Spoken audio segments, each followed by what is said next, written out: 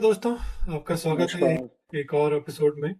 हमारे शो आज संवाद का जो संस्करण रहते हैं। और मैं हूं प्रमेश। और मैं हूँ शालीन दोस्तों। और आज हम बात करेंगे एक एक टॉपिक पे जो भारत की जियोग्राफिकल बाउंड्रीज से रिलेटेड है। तो इसमें आपने देखा होगा कि अभी रिसेंटली श्रीलंका में नए राष्ट्रपति का चुनाव हुआ है। और इस चुनाव में जो जो कैंडिडेट चुना गया है वो एक कम्युनिस्ट विचारधारा का व्यक्ति है। और इसकी वजह से जो है ये जियो पॉलिटिकली एक नया एक नई चुनौती लेके आ रहा है इंडिया के लिए, क्योंकि इंडिया की जो हमारी नेबरिंग कंट्रीज हैं, एक एक तो पाकिस्तान हुआ, एक तो बांग्लादेश हुआ। बांग्लादेश का अलग है। अब श्रीलंका भी हो रहा है।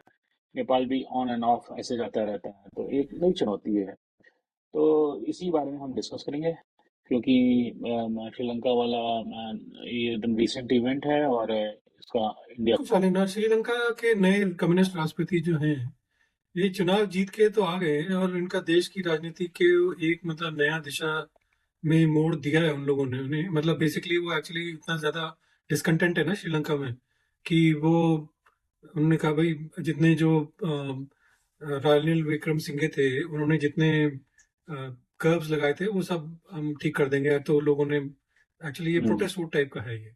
तो ये जीत सिर्फ श्रीलंका के लिए ही नहीं बल्कि भारत के लिए भी बहुत एक संकेत का कारण है एक्चुअली। क्योंकि क्या आपको नहीं लगता कि श्रीलंका भारत के खिलाफ एक नया एंटी इंडिया पोल बन सकता है? पाकिस्तान और बांग्लादेश के बाद, और स्पेशली मालदीव भी उधर है, नेपाल भी अपना मसल फ्लेक्सिंग करता है। एक भूटान ही है जिसमें मतलब जो इंडिया का थोड़ा समर्थक है, बाकी तो सब इंडिया के एंटी इंडिया हो रखे हैं, ये जितने भी इनके नेबर नेबर में। बिल्कुल परमेश। और आप ये दिखता है कि कैसे जो है साउथ एशिया में इंडिया के आसपास जो हमारी ज्योग्राफिकल बाउंड्री है, नेबरिंग कंट्रीज जिसको हम बोलते हैं, कि एक एक करके ये चाइना का इन्फ्लुएंस जो है ना, इनमें बढ़ता जा रहा है इन कंट्रीज में, राइट। तो अगर आप देखें तो पाकिस्तान तो हमेशा से चाइना का एक क्लोज एलाई रहा है, right? उसमें सभी जानते हैं। अब बांग्लादेश की जो रिसेंट इवेंट्स हुई हैं, ये भी उसी स्ट्रैटेजी की ओर दिखती हैं, क्योंकि बांग्लादेश में इवेंचुअली पाकिस्तान का बहुत ज्यादा इन्फ्लुएंस हुआ है, पाकिस्तान के पीछे चाइना है। तो बांग्लादेश भी उधर जा चुका है। और अगर अब ये नए राष्ट्रपति का चुनाव जो 2-3 दिन पहले हुआ है श्रीलंका के, ये कम्युनिस्ट राष्ट्रपति हैं, तो इनकी कम्युनिस्ट विचारधारा है। और हमेशा से ये बड़े वोकल रहे हैं अपनी thought process, communist thought process को लेकर। और ये जो इनके नए लीडर हैं श्रीलंका के, इन्होंने अपनी अपने जो पॉलिटिकल कंटेक्स्ट में इन्होंने चाइना के साथ नई पार्टनरशिप का कई बार इंडिकेशन दिया। वो बड़े वोकल हैं, वो चाइना के से टाई अप करने में, उनके जो जो उनके भाषण वगैरह होते थे उसमें उन्होंने बहुत बार बोलने रखा। तो ये एक चिंता का विषय है भारत के लिए। हाँ शालीन, हमें सुनना समझना पड़ेगा कि जो जितने भी अ, जैसे कम्युनिस्ट हैं, चाहे वो हम्म। भारत के अंदर हों या चाहे भारत के बाहर हों, ये सब हम्म। जो है बेसिकली भारत के एंटी होते हैं। इनका बेसिक क्या है कि ये लोग चाइना के समर्थक होते हैं। तो जब हाँ चाइना जी। के समर्थक होते हैं तो ऑब्वियसली वो भारत के खिलाफ हों, चाहे वो अंदर होंगे चाहे बाहर होंगे, वो भारत के खिलाफ बात करेंगे। तो इसका ये भी मतलब है कि भारत के लिए मतलब ये एक नया जो पॉलिटिकल चुनौती तो बनेगा ही। तो और ये जो है मतलब एक नया चैलेंज और के उभर के तो आया ही है। तो चाइना अपनी जो पॉलिसीज है उसके तहत ऐसे मतलब जो है एशिया में भारत को घेरने की कोशिश कर रहा है ना बेसिकली। और अब जो श्रीलंका भी उनके दायरे में है, तो श्रीलंका का जो स्ट्रैटेजिक शिफ्ट होगा भारत के लिए मतलब ये कितनी महत्वपूर्ण है, ये हम सबको जानना जानना पड़ेगा। क्योंकि श्रीलंका को हमें पता है कि भारत ने पिछले चलते मतलब 4 बिलियन का लोन भी दिया था, उनकी आर्थिक व्यवस्था को ठीक किया था। तो बहुत हेल्प किया इंडिया ने। तो देखिए प्रमेश जी ना, भारत के लिए ये सिर्फ एक एक कंट्री से फ्रेंडशिप खत्म वाली सिचुएशन नहीं है, ठीक है। क्या हो रहा है कि ये जो चाइना जो है इंडिया को घेरने की कोशिश कर रहा है। तो सब सब पावर गेम है। तो इंडिया को घेरने की कोशिश कर रहा है। अब पाकिस्तान है, बांग्लादेश है, अब ये श्रीलंका। तो ये तीनों देश चाइना को से अगर क्लोज, दो तो ओपनली क्लोज हो चुके हैं, अब श्रीलंका भी उधर हो ही जाएगा, ओबियसली हो जाएगा, लगता है देखने से। तो अभी तीन मेन कंट्री इंडिया की जो सराउंडिंग कंट्री हैं, तीन स्ट्रॉन्ग कंट्री हैं अगर देखें उसी उसी जियोग्राफिकल लोकेशन, तो वो तो चाइना से ओरिएंटेड हो गए। नेपाल भी ऑन एंड ऑफ रहता है, नेपाल में भी कम्युनिस्ट का जो है ना, है बाउंड्री जो शेयर कर रहे हैं वो एक सेफ कह सकते हैं, उसके अलावा कोई और एक स्ट्रेंथ दिखती नहीं है। अब इसमें ना देखिए एक दो एस्पेक्ट और मुझे दिखते हैं प्रमेश की, यहाँ पे सिर्फ चाइना ही का ही नहीं है, अगर इसमें आप देखेंगे इसमें थोड़ा सा मुझे जो लगता है इट्स नॉट वेरी क्लियर कि आगे चल के रशिया का भी इन्वॉल्वमेंट आएगा, कि जिस तरह जियो पॉलिटिकल लैंडस्केप बन रहा है ग्लोबली, तो India is getting very close to US. अभी हमारी यूएस की ट्रिप भी हुई जिसको हम लोगों ने अभी कल डिस्कस भी किया था, हमारे यूजर चाहे तो उस वीडियो को देख सकते हैं दोबारा। और ये जो आप देखेंगे कि मोदी जो है वो यूक्रेन से भी थोड़ा वो अपने रिलेशन को स्ट्रेंथन करने की कोशिश कर रहे हैं। तो मेरी अपनी पर्सनल ओपिनियन है कि आगे चल के ये जो जियो पॉलिटिकल लैंडस्केप बनने वाला है उसमें क्या होगा कि चाइना रशिया विल बी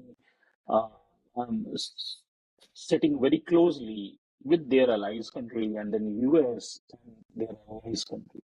यहाँ पे क्या है कि इंडिया अपनी पॉलिटिक्स कैसे प्ले करता है, जियो पॉलिटिकल स्ट्रेटेजी कैसे करता है, दैट्स वाई इंडिया का स्टैंड बड़ा न्यूट्रल रहा है। तो इस चीज में तो आई एम वेरी फेवरेबल कि इंडिया का स्टैंड न्यूट्रल क्यों रहता है।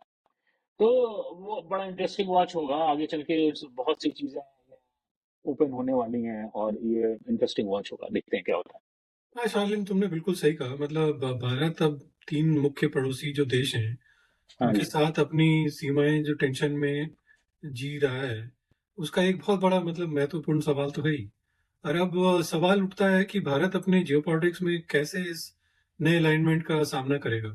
क्या भारत अपनी नीति में कोई बदलाव करेगा? अब देखिए प्रमेश, भारत के लिए ना ये वक्त है अपने अपने जो एलाइज हैं, मित्र जिसको हम बोलते हैं, मोदी जी ये वर्ड बहुत यूज करते हैं, जिनको हम मित्र बोलते हैं। तो मित्रों अपने मित्रों का। तो अपने मित्रों को जो है उनको बहुत अपनी रिलेशनशिप को बहुत स्ट्रांग करने की जरूरत है, बहुत मजबूत करने की जरूरत है। और अपनी जो राजनीतिक चाल कह लीजिए या स्ट्रेटेजी कह लीजिए, राइट, उसको बहुत स्ट्रेंथन करने की जरूरत है। एक टाइम बहुत ही डिफिकल्ट है, राइट। और ये भूटान भारत का तो एक मजबूत लाई है ही, लेकिन भारत को ये भी समझना पड़ेगा, समझता ही है वो, कि अब उसके पास ज्यादा दोस्तों का होना, ज्यादा एलाइज का होना जरूरी है। क्योंकि हमारी जो बाउंड्री ऐसी है ना, अगर आप देखें पाकिस्तान है, फिर इधर बांग्लादेश है, अभी श्रीलंका का भी ये हो रहा है, तो चाइना से हमारी बाउंड्री शेयर होती ही है। उधर म्यांमार बैठा हुआ है हमारे उस साइड में, मणिपुर साइड में ऊपर, राइट, वो ट्रायंगल जिसको हम बोलते हैं। तो सिर्फ एक इसी के सिर्फ भूटान की खाली ज्योग्राफिकल बाउंड्री शेयर करने, वहां से फील्ड सिक्योर करने से नहीं काम चलेगा।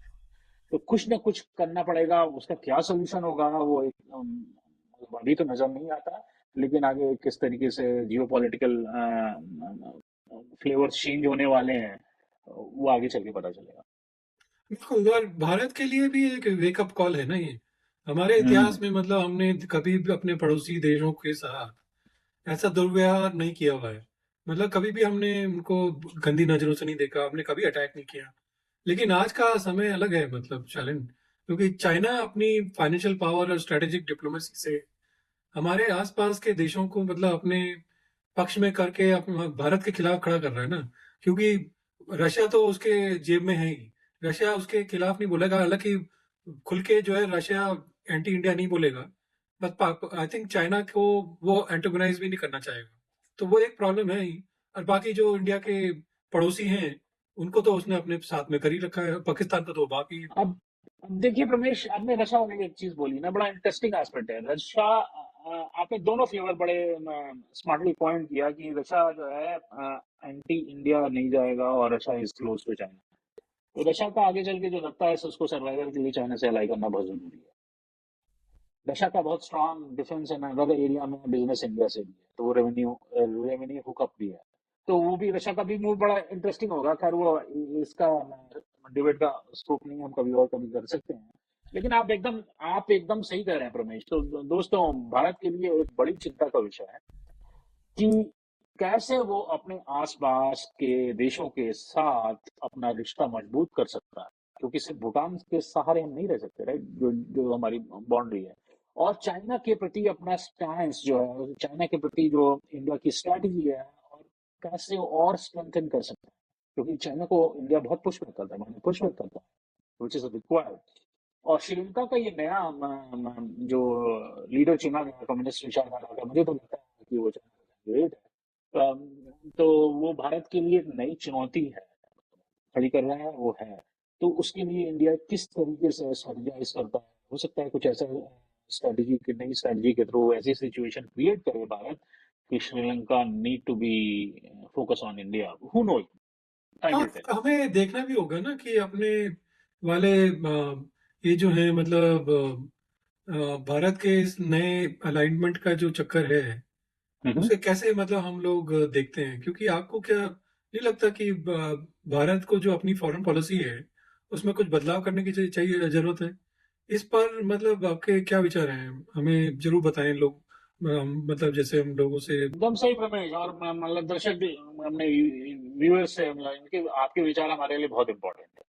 और आज के लिए बस इतना ही। हम फिर मिलेंगे नए नए मुद्दे के साथ, कोई सी हम विवेचना करेंगे, यहाँ संवाद करेंगे। अ, हमारे साथ बने रहिए, और अपने विचारों को, अपने अपने विषयों पर चर्चा करते रहिए, और हमें अपने विचार कमेंट्स के फॉर्म में शेयर करिए। हमारा ईमेल आईडी भी आपके पास है। तो बहुत बहुत धन्यवाद दोस्तों। तो अगली बार तक के लिए अपने ख्याल रहिए और नए दृष्टिकोण के लिए आज संवाद करते रहें। धन्यवाद। नमस्कार। नमस्कार।